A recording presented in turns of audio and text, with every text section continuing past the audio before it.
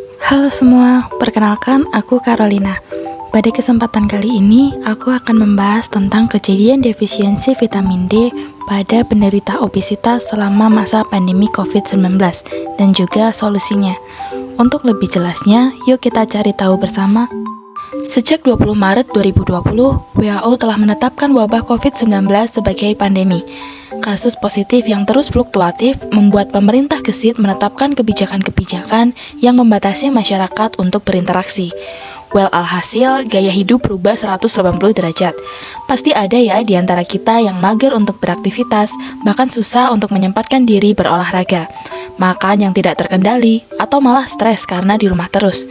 Nah, fenomena ini akan berdampak pada salah satu isu kesehatan global yaitu obesitas. Di Amerika sendiri tercatat adanya penambahan kasus obesitas hingga 2,373% di kalangan anak-anak 5-17 tahun selama masa pandemi berlangsung. Di Indonesia sendiri, Riskesdas menunjukkan kasus obesitas terus mengalami kenaikan setiap tahunnya, hingga 21,8% pada tahun 2018. Hal ini perlu diwaspadai mengingat obesitas adalah kunci dari terjadinya penyakit degeneratif yang tentunya berhubungan dengan mudahnya seseorang terinfeksi COVID-19. Obesitas adalah kondisi di mana bertambahnya lemak pada tubuh akibat asupan energi yang lebih banyak daripada pengeluarannya, yang terjadi selama terus-menerus sehingga berakumulasi pada peningkatan berat badan dan beresiko mengalami masalah kesehatan lain. Seseorang disebut sebagai obesitas tingkat 1 jika indeks massa tubuhnya 25-29,9, serta obesitas tingkat 2 jika IMT-nya lebih dari 30. Obesitas dilatar belakangi oleh banyak sekali faktor, salah satunya seperti asupan makanan yang tinggi lemak jenuh, kurangnya seseorang untuk beraktivitas fisik, faktor genetik sebagai keturunan obesitas, dan juga rasnya, serta status ekonomi, dan juga program diet yang salah serta faktor stres dan depresi. Seperti yang kita tahu bahwa obesitas dapat menyebabkan terjadinya komplikasi penyakit seperti diabetes tipe 2, penyakit kardiovaskuler seperti hipertensi, stroke dan dislipidemia, sesak napas hingga penyakit neurologi dan reproduksi. Penderita obesitas sering merasa tidak percaya diri akibat komentar sosial untuk dirinya. Alhasil, mereka sering menutup diri dari pergaulan sosial, sehingga produktivitas dari mereka itu menurun, yang mana secara tidak langsung berkaitan dengan penurunan kualitas sumber daya manusia mendatang. Pada 2 bulan pertama munculnya pandemi COVID-19, diketahui bahwa rumah sakit di Shenzhen, China, memiliki pasien COVID dengan kondisi obesitas lebih banyak daripada pasien COVID dengan berat badan yang normal. Studi retrospektif yang dilakukan oleh Xiang dan kawan-kawan menunjukkan bahwa pasien COVID 2 kali lebih berisiko mengalami keparahan seiring dengan bertambahnya indeks massa tubuh.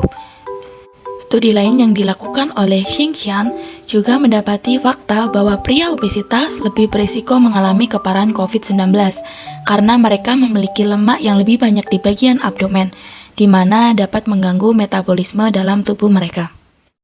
Lalu, bagaimana mekanisme pada tubuh penderita obesitas yang dapat menunjang keparahan COVID-19? Yang pertama, karena adanya ekspresi dari ACE2 yang dihasilkan oleh jaringan lemak putih, di mana ACE2 ini digunakan sebagai jalur masuk virus SARS-CoV-2 untuk masuk ke dalam jaringan tubuh, terutama pada jaringan paru-paru, sehingga menimbulkan endapan intraparu yang berimbas pada kerusakan jaringan dan kegagalan napas. Dengan kata lain, adiposa dapat menjadi reservoir yang mendukung persebaran COVID-19. Pada penderita obesitas juga akan mengalami hiperplasia dan hipertropia. Akibatnya, aliran darah akan terganggu dan sel akan mengalami kekurangan nutrisi. Kekurangan nutrisi pada sel menyebabkan stres pada retikulum endoplasma, di mana dapat menyebabkan kematian pada sel. Sel yang mati akan dibersihkan oleh makrofag, dan di saat yang bersamaan, makrofag akan mensintesis sitokin proinflamasi seperti TNF-alfa dan interleukin 6, sehingga memicu inflamasi kronis dan resistensi insulin. Pada penderita obesitas juga terjadi peningkatan leptin yang dapat menghambat kerja limfosit T regulator, dan juga penurunan adiponektin yang dapat menyebabkan resistensi insulin. Resistensi insulin juga terjadi akibat perikatannya insulin dengan C-reaktif protein atau sinyal inflamasi. Hal ini dapat menyebabkan insulin tidak dapat diteruskan ke otak, sehingga otak tidak dapat mendeteksi rasa kenyang. Fungsi sel memori dalam mengenali antigen yang masuk juga dapat menurun, sehingga penderita obesitas kerap kali mengalami kegagalan dalam vaksinasi COVID-19. Vitamin D berperan sebagai prohormon dan zat gizi, di mana memiliki fungsi dalam metabolisme mineral dan proses imunitas. Vitamin D terbagi menjadi dua, yaitu D3 atau kolekalsiferol dan D2 atau ergokalsiferol. D3 berasal dari sumber hewani seperti ikan, minyak ikan, susu, dan produk olahan susu. Sedangkan D2 berasal dari sumber nabati seperti jamur. Selain itu, vitamin D juga dapat diproduksi oleh kulit dan diaktifkan dengan bantuan sinar matahari di hepar dan ginjal. Kebutuhan vitamin D dibedakan atas jenis kelamin, usia, dan keadaan hamil dan menyusui. Rata-rata kebutuhan vitamin D remaja hingga dewasa adalah 15 mikrogram per hari. Banyak penelitian yang melaporkan kejadian defisiensi vitamin D pada penderita obesitas. Hal ini cukup mengejutkan, mengingat Indonesia adalah negara tropis yang selalu mendapatkan sinar matahari tiap tahunnya. Namun ternyata banyak masyarakat yang bekerja di indoor atau menggunakan tabir surya dan pakaian tertutup ketika berada di luar, sehingga terjadi kegagalan dalam konversi vitamin D ke bentuk aktifnya. Selain itu, defisiensi vitamin D juga disebabkan oleh kondisi obesitas. Terdapat dua teori yang menguatkan argumentasi ini. Yang pertama, teori sekuenstrasi. Teori ini menyebutkan bahwa banyaknya adipositus dapat berikatan dengan vitamin D, karena vitamin D bersifat larut lemak. Akibatnya terjadi penurunan serum 25-OH-D3. Teori ini diperkuat oleh penelitian Lin dan kawan-kawan, yang menunjukkan bahwa pasien setelah dioperasi gastric bypass akan mengalami kenaikan serum 25-OH-D3 seiring dengan pengurangan adipositus. Teori yang kedua atau teori degradasi menyebutkan bahwa peningkatan adipositus dapat memicu sekresi sitokin proinflamasi, di mana ini akan menyebabkan adanya degradasi pada vitamin D. Ternyata defisiensi vitamin D dapat berdampak pada penurunan imunitas dalam melawan COVID-19.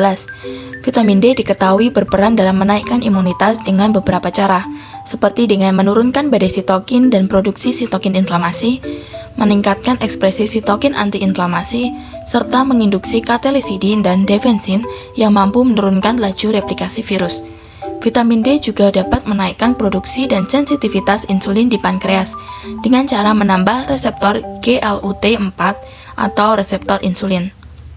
Oleh karena itu, status vitamin D yang rendah dapat menurunkan imunitas seseorang yang mengarah pada keparahan COVID-19. Suplementasi vitamin D kadang-kadang dapat menjadi solusi dari defisiensinya pada penderita obesitas. Hal ini didukung oleh penelitian oleh Gallagher dan teman-teman yang memberikan perlakuan suplementasi vitamin D pada dua kelompok subjek. Yang pertama pada wanita dengan IMT normal dan yang kedua pada wanita obesitas. Hasil menunjukkan bahwa wanita dengan IMT normal lebih responsif dalam menanggapi suplementasi vitamin D daripada wanita obesitas. Oleh karena itu, penderita obesitas perlu diberi suplementasi vitamin D dengan dosis yang tepat agar hasilnya dapat efisien dan tepat guna. Selain suplementasi vitamin D, fortifikasi vitamin D dalam makanan juga dapat menjadi solusi yang baik. Jadi, pada dasarnya, kondisi obesitas memegang peran krusial dalam menurunkan kualitas hidup penderitanya. Suplementasi vitamin D dan fortifikasi makanan tinggi vitamin D dapat menjadi alternatif solusi untuk mengatasi permasalahan ini. Namun, dua hal ini saja tidak akan berimpak besar pada penurunan berat badan mereka apabila tidak diimbangi dengan perubahan pola makan dan gaya hidup sehari-hari.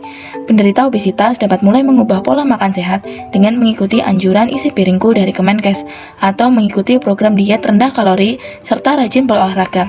Selebihnya, sanitasi yang baik, rutin cek kesehatan dan berat badan, serta layanan kesehatan yang terjamin diharapkan dapat menjadi solusi bagi penderita obesitas untuk mencegah keparahan dari COVID-19. Berikut merupakan referensi yang saya gunakan. Sekian dari saya, terima kasih.